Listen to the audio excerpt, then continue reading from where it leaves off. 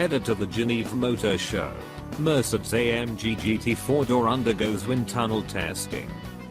Before its debut in Geneva next month, the 4-door Mercedes AMG GT is undergoing aerodynamic tests in the wind tunnel. And we now have a better idea of what it will look like. We've spotted the 4-door coupe testing in prototype form a few times now, but today Mercedes has taken off much of the camouflage. For the first time, we have a clear view of the Panamericana grille, large front air vents, and expansive roof. Although the design is more conservative, the front end in particular resembles the GT concept that debuted at last year's Geneva Auto Show.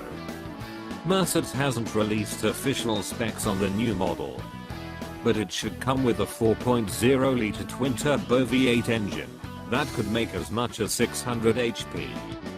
Given that the concept boasted a plug-in hybrid drivetrain with more than 800 HP, we could see the final product end up with this option as well. The 4-door GT will compete against the BMW M6 Gran Coupe, Porsche Panamera, and Audi 7 Rupees.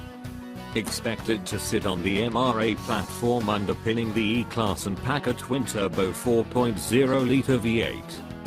As we previously reported, the new CLS is expected to skip an AMG 63 variant, so it doesn't step on the AMG GT 4-door's toes. The automaker says it will complete wind tunnel tests before the car premieres at the Geneva Motor Show on March 6.